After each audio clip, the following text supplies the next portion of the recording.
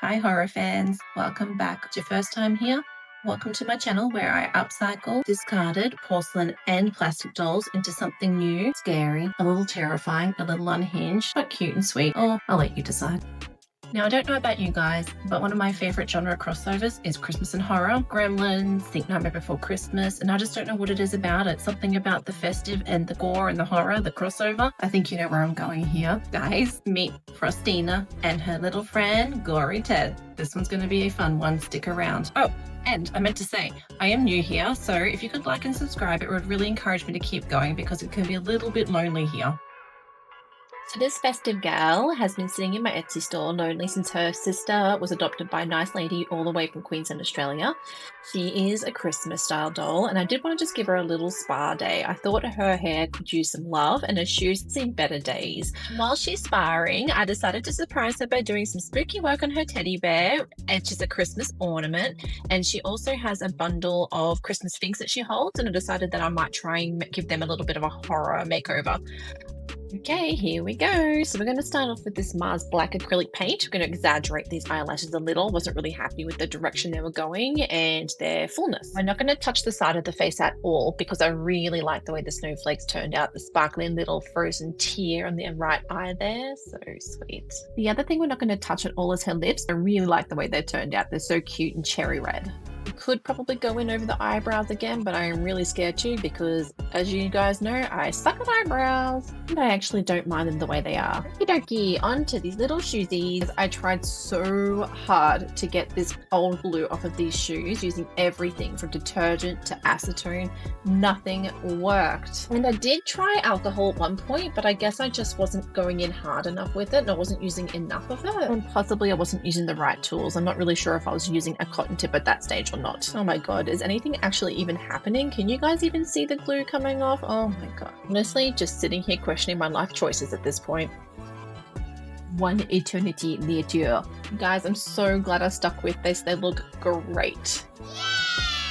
And I did look it up. This doll was made in about 1988. So that glue had been sitting there for quite some time. Now here comes the fun part, depending on your sanity, I guess. I'm taking this teddy bear from Christmas to Nightmare. I gotta confess, I did get some weird looks from my partner during this process. I'm not sure how he feels about me anymore. Whether he just like hides all the scissors in the house before he goes to bed at night. Moving right along, let's move on to the reason why I took the head off in the first place. We're going to turn this $3 Christmas ornament into a spooky little friend to keep Frostina company until Christmas comes around again. So we're just using some red pipe cleaners, and you could use pink, you could use red, you could use any other color you want to. We're going to first place them and then come along with the hot glue gun and secure them. If it's not obvious already, what I'm trying to do here is give the look of organs kind of coming out of the teddy here, like someone's come up and ripped his head off. Because of that, we're going to want them all to be kind of uneven, just all over the place, and we're going to come back with some paint later and fill it in so it's not going to look so piecey.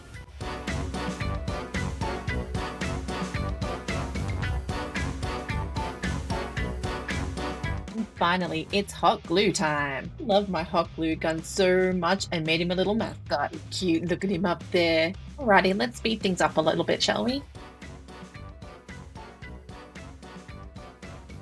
We'll now start gluing some of these organs to the head and we're almost done.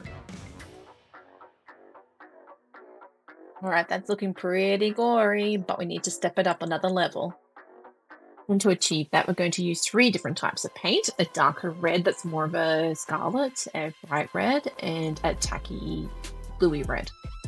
We'll just start applying that in a haphazard manner, just doing whatever color feels right.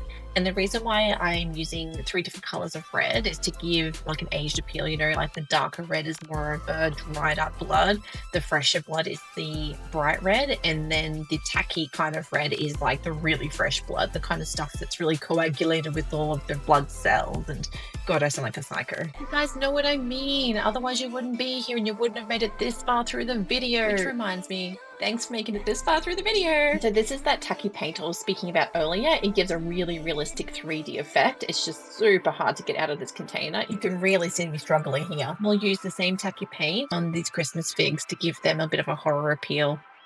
And so like, this is exactly what I was talking about. See how hard I'm squeezing? It made the lid pop off. It's gone everywhere. But I guess as far as comic relief goes, it's not bad. They'll continue to shove this goop everywhere that's meant to be like fake blood, but it turned out pretty good, so I guess I can't be too annoyed.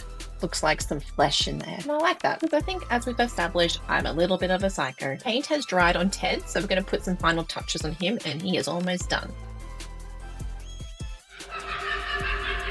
Head is done. Now back to Frostina. I'm just not sure if the hair's worth saving, so we're going to do a test strand, and I'm pretty happy with the way that turned out. Grab our Barbie detangle spray, and off we go. I might sound a little defeated before I start because, I mean, you'll see. Just a really long process. It's really arduous. It's really hard on your fingers, and the payoff is kind of minimal. God damn, this girl. Her hair needs fixing. I think in some of my upcoming tutorials, I may try some different methods of dealing with the hair.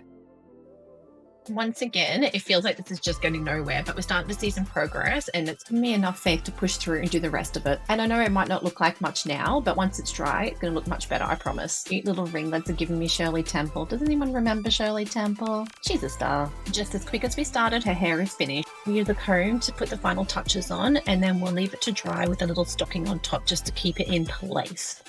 While I was styling it, I did notice that it could do with a little bit more attaching, actually. The little wig that she's wearing, it's come apart a little bit during the process of styling.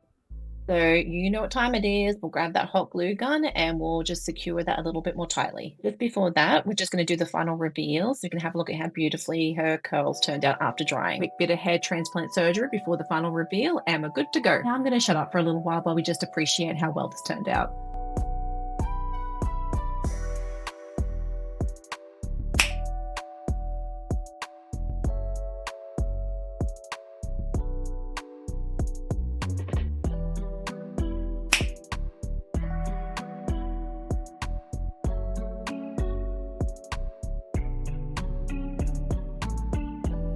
It's never as good in video as it is in person. It's hard to give justice, but you can see the kind of wetness of the 3D paint, and it looks like the flesh and gore here. So pretty happy. That's a wrap for us for today. Thanks so much for playing with us. Without you guys, this is really, really lonely. So I really appreciate all of the views and the comments and the likes. And yeah, so have a good evening. Bye.